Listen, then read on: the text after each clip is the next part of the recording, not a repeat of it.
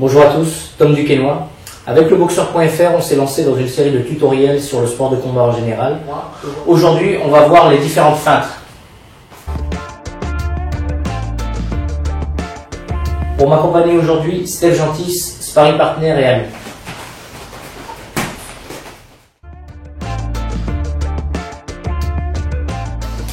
On commence par la première feinte qui va être la feinte de pied. Je récapitule: zone de sécurité, zone de danger. L'adversaire peut me toucher.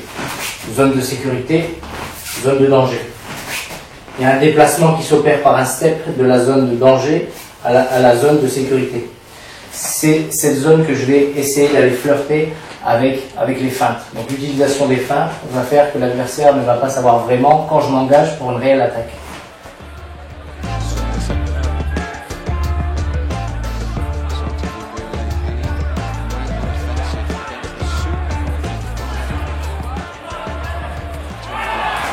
On va commencer par la première, la feinte de pied. Toujours je regarde l'adversaire en garde, pas trop proche pour pas qu'il puisse me puncher, pas trop loin pour qu'il puisse suffisamment y croire. Donc être assez proche pour qu'il puisse y croire. Donc à partir de là, je suis dans ma distance de sécurité. L'idée va être d'approcher le pied avec une légère bascule vers l'avant pour aller faire croire à l'adversaire que soit je vais revenir ici si je suis en MMA, soit je vais revenir en haut si je suis en boxe anglaise. Ça va servir aussi la feinte, tout simplement, à voir les réactions et essayer de lire l'adversaire. Oui, je suis dans la faute, j'essaie de voir comment il réagit. Quand je fais ça, bon, moi j'ai vu que c'était la jambe. Plus tard, il y aura peut-être un balayage, ou alors une protection et un cross. Par exemple, un autre exemple, fin de corps, j'ai vu qu'il réagissait en se protégeant. Il s'est protégé le visage, pas le ventre. Donc je saurais que je pourrais être amené à frapper au ventre. Toutes les feintes sont utilisées en fin de compte pour trouver des failles et essayer de lire le jeu de l'adversaire. Fin de pied, fin de pied, fin de pied, fin de pied, et je peux surenchérir avec une attaque tout de suite après. Okay.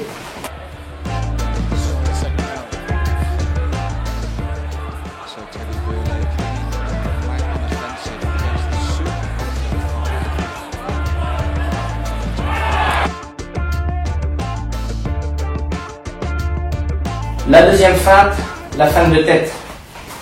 Toujours cette même idée de rester dans ma zone de sécurité et de flirter avec cette zone de danger où je peux recevoir des coups.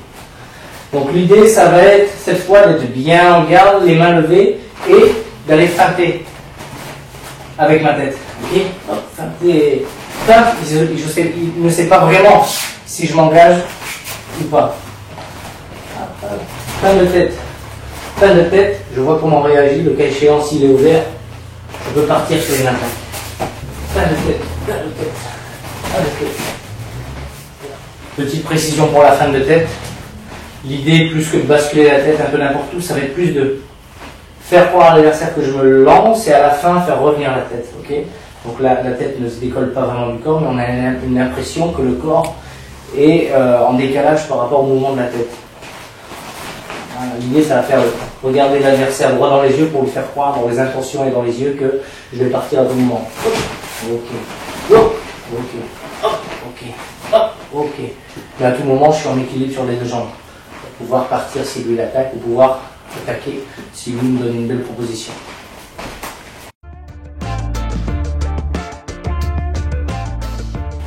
Troisième feinte, la feinte de jab. Toujours la même idée, zone de danger. Zone de sécurité, flirter avec la zone entre les deux, pour faire croire à l'adversaire des choses.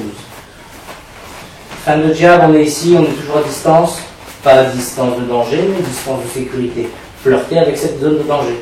Donc la fin de jab va être justement faire croire à l'adversaire que je vais entamer une première attaque par un jab, mais en réalité, ça va être juste pour moi une façon de voir comment il réagit si éventuellement je lui donne un jab. Okay, à partir de là, je peux surenchérir en anticipant.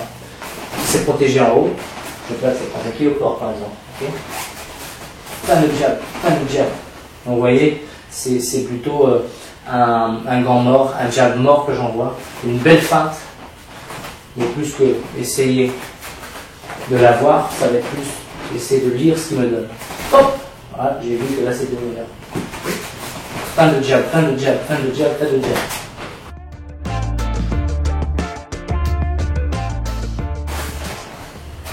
Les erreurs à ne pas commettre avec les feintes, c'est de les répéter trop souvent.